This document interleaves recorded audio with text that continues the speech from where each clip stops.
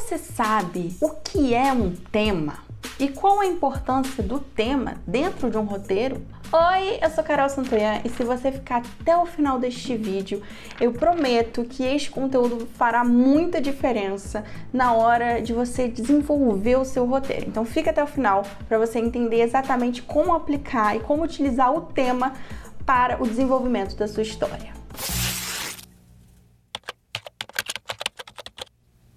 Antes da gente começar esse vídeo propriamente dito, explicando e etc., eu quero fazer uma provocação para você que está do outro lado da tela. Você sabe me dizer exatamente qual é o tema da história que você está desenvolvendo? Se você não souber responder, eu te convido a pegar um papel e uma caneta para realmente anotar as coisas que eu tô falando aqui, porque isso é um compilado de coisas que eu fui aprendendo ao longo do tempo, tá? Então, eu espero muito que esse vídeo ajude vocês, tanto quanto entender o tema foi muito importante para mim na minha jornada como roteirista. Mas antes, gente, pessoal, galera, você aí que está me assistindo e não está inscrito, o YouTube me diz, não adianta você ficar aí fingindo que ninguém tá te vendo, porque eu tô de olho. Então, por favor, se você assiste esse canal, se você usufrui desse conteúdo, mas não está inscrito, você tá assim, papando mosca, como diria minha avó. Porque aqui nós temos 2 vezes conteúdos por semana, todos eles falando sobre narrativa audiovisual e como você pode melhorar a sua escrita, o desenvolvimento do seu roteiro, enfim, só alegrias. Então, inscreva-se neste canal. Se você sentiu dificuldade na hora de você definir o seu tema, ou se você sente dificuldade até para entender o que é exatamente um tema, fica tranquilo que você não está sozinho, gente. Eu acho que o tema é uma das coisas mais nebulosas para a gente entender, um dos conceitos mais difíceis, porque ele pode ser facilmente confundido com premissa, que a gente já fez vídeo aqui. Então, esse é um vídeo realmente que eu vou dividir um pouco do que me ajudou a desfazer alguns mal entendidos sobre esse assunto. Bom, gente, a primeira coisa que a gente precisa ter em mente é que toda história quer dizer alguma coisa. Toda história fala sobre alguma coisa. E se você não pensou sobre o que a sua história fala, pode ter certeza que ela está falando sem você saber. Então, é bom que você saiba o que você está dizendo para que você não acabe falando coisas que você não quer dizer. O tema, ele é, portanto, esse comentário sobre a sua história. Ele é realmente algo que está mais próximo de uma voz ali sua. Não que essa voz vai estar necessariamente na boca dos personagens, não. A gente vai falar sobre um assunto, a gente vai fazer um comentário através de um enredo, né? Através de um plot e tudo mais. O tema, portanto, é essa mensagem que você está passando com a sua história, é esse comentário que você está fazendo com a sua história. É o que você quer dizer sobre as coisas no fim das contas. Se você assistiu o meu vídeo de segunda, vou deixar aqui nos cards, que aliás é um vídeo bem interessante, porque ele é um vídeo complementar, tá? Esse aqui é um vídeo complementar ao de segunda, que eu abordo principalmente a narrativa clássica, quer dizer, eu abordo só a narrativa clássica. Se você assistiu aquele vídeo, você sabe que a narrativa clássica, ela tem uma função, né? Ela tem uma finalidade, passar uma moral, passar um ensinamento, ensinar algo para a sua audiência. E essa moral que a narrativa clássica vai passar é o tema. Mas, gente, calma. Antes que os amantes da narrativa moderna venham aqui me apedrejar, calma, que tem espaço para todo mundo quando o assunto é tema. O tema, ele também é muito importante quando a gente fala de narrativa moderna, tá, gente? Por quê? Porque ao invés de a gente levar pro lado da narrativa clássica, que a gente vai ter uma única verdade, a gente vai ter uma moral. O tema, ele é muito importante na narrativa moderna porque a partir das várias visões sobre um tema, e às vezes muitas das vezes visões que não concordam, que elas se discordam, digamos assim, é a partir desses comentários, dessas várias visões sobre o mesmo assunto, que os filmes de narrativa moderna fazem com que a gente pense sobre um certo assunto, ter uma visão crítica sobre certo assunto, não necessariamente uma visão fechada. Eles falam assim, não, eu não quero te dar uma verdade, você tira aí sua conclusão. Temos aqui, tira a conclusão. Então ele promove um debate mais do que ter uma moral, beleza? Essa é a principal diferença quando a gente fala de tema. Mas se você acha que o tema ele só é importante para a gente falar de coisas subjetivas dentro do roteiro e da narrativa, você está muito enganado, gente. Conhecer um tema é muito importante para o nosso desenvolvimento, para o desenvolvimento do nosso plot. Se você está perdido, para tudo e se pergunta, faça essa pergunta: qual é o tema da minha história? What do you want? What do you want? It's not that simple. What do you want?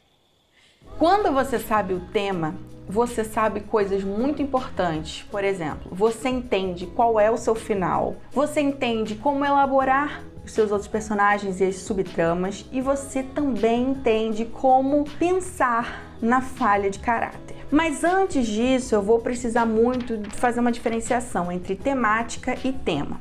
Quando a gente fala de temática, a gente está falando de uma coisa mais abrangente. Por exemplo, morte. Você poderia colocar coisas mais genéricas dentro do tema, tá? Por exemplo, morte versus vida. Você poderia falar que um tema é a morte dos pais. Mas eu acho que isso é um pouco abrangente ainda. O tema, para ele nos ajudar, ele precisa ser um pouco mais específico. Então, eu coloquei aqui alguns exemplos de temas dentro da temática morte, tá? Por exemplo, vale a pena morrer lutando por um ideal? Poderia ser um tema. Para superar a morte de alguém querido, nós precisamos ressignificar o passado. Outro. Ou, simplesmente, a morte não existe. Essas poderiam ser, por exemplo, morais dentro de uma narrativa clássica. Quando você coloca assim, né, vale a pena morrer lutando por um ideal, você está concretizando algo. Uma narrativa moderna, você poderia transformar essa pergunta: vale a pena morrer lutando por um ideal? Aí você poderia ter várias outras subtramas comentando essa pergunta, né? E aí você poderia ter uma que concordaria com isso, outra que você discordaria, e aí as coisas seriam mais no âmbito do debate. Mas uma coisa legal da gente entender com isso é que quanto mais específico, mais fácil é da gente pensar no nosso plot, pensar nas subtramas, pensar no final. Porque, por exemplo, se a gente coloca vale a pena morrer lutando, muito provavelmente a gente pode estar falando até, né, de um protagonista que morra e que ache que isso é bom, né? Se for por ideal, eu vou morrer. Isso pode estar no roteiro, isso pode ser um indicativo do final. Se você tem uma delimitação na mensagem, seu final tem que estar compatível com essa mensagem. Porque se eu tenho uma mensagem que eu quero passar, que vale a pena morrer lutando por ideal, e eu tenho um protagonista que faz justamente o oposto, eu tô passando uma mensagem oposta. Então, a gente precisa prestar atenção nessas coisas. Eu peguei esse manual que é bem legal, então ele traz conceitos bem legais sobre tema e ele vai falar o seguinte: o Flávio de Campos, né, nesse livro, Roteiro de Cinema e Televisão, ele vai dizer que tema é o conceito a partir do qual o narrador percebe, interpreta, seleciona e organiza os elementos de uma história. O tema, ele te dá foco. Se você precisa ter foco dentro de uma narrativa, o seu tema é amor, para que você vai enfiar uma guerra no meio da temática do amor? A não ser que isso faça parte do seu tema. Então, só para vocês entenderem que o importante, a principal função do roteirista é ele ter foco, ele saber para onde a história está indo. A gente é o guia dessa história. Eu gosto muito da palavra em espanhol, né, de roteiro, que é guion, que é um guia. A gente faz com que não saia dos trilhos. A narrativa, ela não sai dos trilhos porque nós temos esse trilho. Esse trilho é o nosso tema. E isso ajuda a gente a fazer nossas escolhas dramáticas da melhor maneira. E olha que interessante o que o Flávio de Campos muito sabiamente usou aqui nesse livro como exemplo para falar sobre tema. Olha o que ele fala sobre Janela Indiscreta. Se por hipótese, o roteirista de Janela Indiscreta, John Michael Hayes, se negasse a selecionar tema e ponto de foco principais, se optasse por narrar tudo o que aconteceu a todos os vizinhos e ao próprio Jeff, o seu roteiro geraria um filme extremamente longo e chato. Ou seja, em Janela Discreta, a gente tem um personagem que ele não quer casar de jeito nenhum. Ele não acredita nesse negócio de casar. Ele acha que todos os casamentos são terríveis porque ele acha que vai ficar preso em uma vida medíocre se ele for casar com a Lisa. Então, um grande dilema dele ali, vamos dizer, é que ele não sabe se ele como que ele vai fazer, porque ele não quer casar com ela.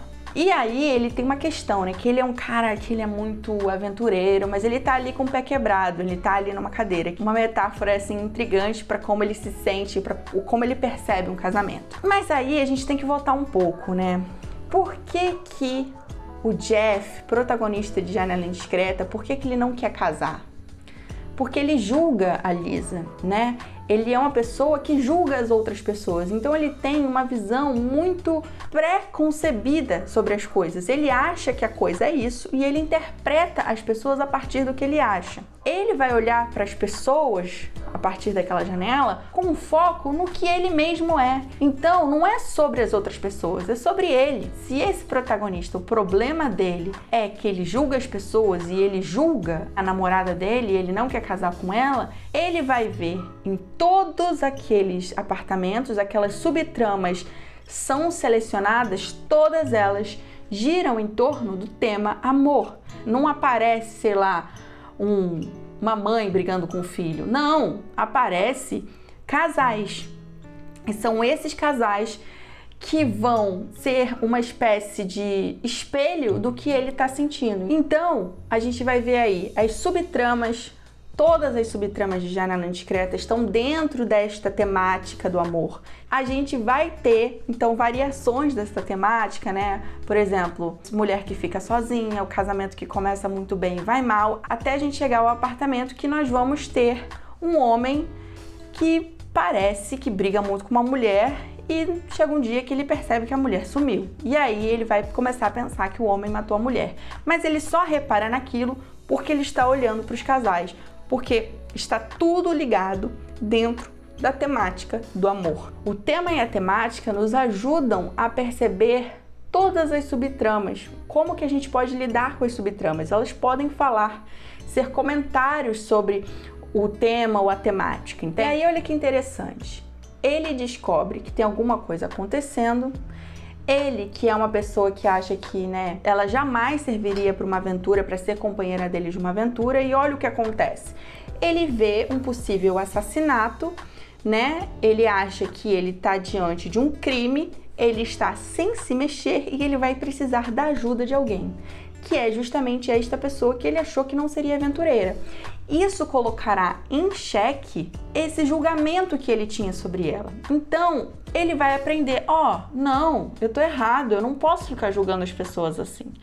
E no final, nós vamos ter uma moral, que poderia ser mais ou menos isso. Cuidado ao julgar as pessoas. Quando nós julgamos outras pessoas, nós estamos com uma visão limitada sobre elas, e isso diz muito mais sobre a gente do que a pessoa em si. Tem uma coisa interessante que na última cena parece que a Lisa mudou. Ela tá com um outro tipo de roupa, ela tá lendo um outro tipo de revista, mas aí ela espertamente troca de revista e a gente vê que ela tá com uma revista de moda. Porque não é ela que tem que mudar. Ela continua sendo essa mesma pessoa, a gente só não enxergava ainda isso nela. Porque a janela que a gente estava enxergando a Lisa era muito limitada. A gente via pouco, agora a gente vê mais sobre ela. Portanto, a gente passa a compreendê-la melhor e o Jeff para de julgar por ela ser uma patricinha. Ele percebe que ela é bem mais do que isso, né? Que ela não é só o que ela aparenta ser. Então, ela é uma coisa mais profunda do que a aparência. Jeff aprende a lição e nós, audiência, também. Então, o tema está dado. Quando você tem esse tema, você já sabe exatamente para onde você tem que ir no final. Você tem mais controle do fim da sua história. E agora eu tenho uma coisa muito legal para falar com vocês, que eu acho que eu li. Eu não lembro exatamente onde eu li, tá, gente? Eu vou pedir, assim, 1000 desculpas por isso. Eu acho que foi numa das matérias do site Go Into the Story. Mas eu li uma frase que é muito legal, que era o seguinte: geralmente o tema será o oposto da falha de caráter. E aí eu vou tentar explicar com o Jeff e também com o Rei Leão, que é o exemplo que eu dou lá no vídeo de segunda. Por exemplo, a gente tem o herói Jeff. E aí a falha de caráter dele é essa: ele julga as pessoas, ele tem juízo pré-concebido sobre elas, né? E aí a moral da história poderia ser: cuidado, julgar as pessoas é perigoso. A resolução, a Lisa ajuda o Jeff a desvendar o crime, e aí o Jeff finalmente aceita a Lisa, entende a Lisa. Se a falha de caráter é que o Jeff julga as pessoas, a moral deve ser cuidado ao julgar as pessoas. Então o tema, ele geralmente vai ter a ver com a oposição à falha. Se a gente pega o Simba de Rei Leão, por exemplo, herói, Simba, falha de caráter, irresponsabilidade, né? E o que é oposição à irresponsabilidade? Responsabilidade. Então, o tema deve ter alguma coisa a ver com responsabilidade. E aí a moral pode ser algo parecido com isso, né? Que tá lá no ciclo sem fim. Todos nós desempenhamos funções importantes dentro de uma sociedade, natureza, e por isso não devemos fugir das nossas responsabilidades, porque senão acontece o que aconteceu, desequilibra tudo. Então é importante a gente ter responsabilidade durante a vida, perante a vida, porque nós estamos em sociedade. Para ter um equilíbrio, nós precisamos ter responsabilidade. Parece óbvio, mas isso pode ser muito interessante na hora que você estiver compondo a sua história mesmo, na hora que se você sente uma dúvida, poxa, eu quero muito falar sobre esse tema. Qual é a falha de caráter que poderia se opor a esse tema? Aí você descobre qual é a falha de caráter em oposição. E aí, com essa falha de caráter, você pode pensar, qual é o melhor plot para essa falha de caráter? Qual é o plot que serviria para transformar essa falha de caráter? Entende que quando você entende o mecanismo das coisas, você não fica, ai, tô sem inspiração. Ai, gente, eu não sei agora o que escrever. Não, bota a cabeça para pensar. É uma coisa muito mais matemática do que inspiração divina, né? A narrativa clássica, ela é bem matemática.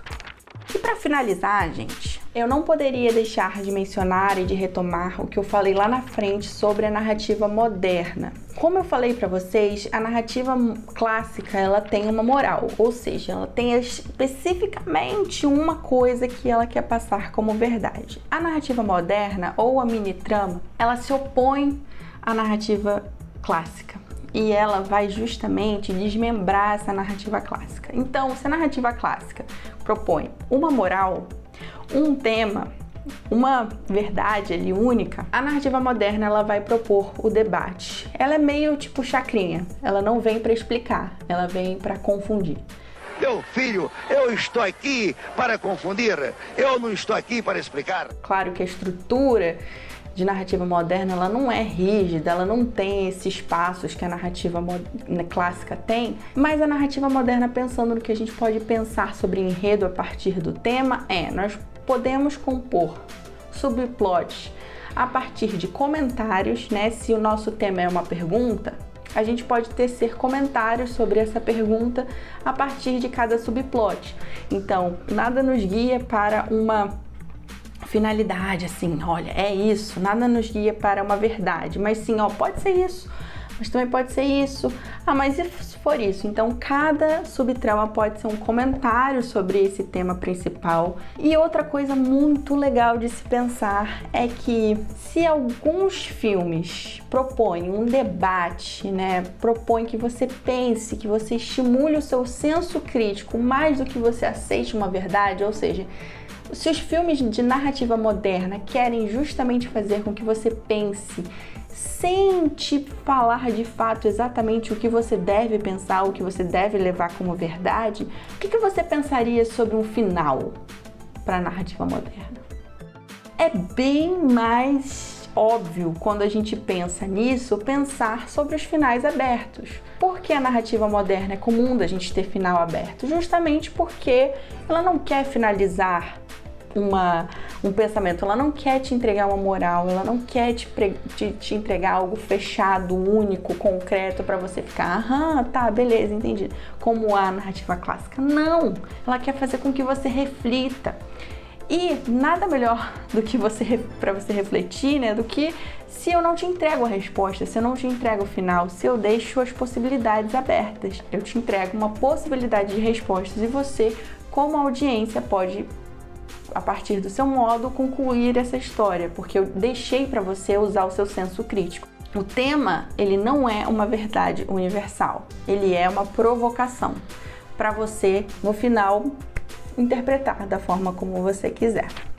Então é isso, gente. Eu espero muito que vocês tenham gostado deste vídeo que eu fiz com o maior amor. Eu fiquei muito empolgada fazendo o roteiro desse vídeo. Quando a gente toma consciência da relevância do tema, a gente começa a realmente abrir caminhos assim na história. Eles nos ajudam muito a pensar. Se você gostou desse vídeo, por favor, não deixe de deixar.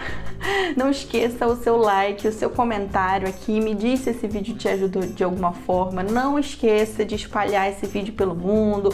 Posta em qualquer lugar. Tira print quando você estiver assistindo o vídeo. Me marca no Instagram, @lacarolsantoyan. Eu vou repostar todo mundo que fizer isso.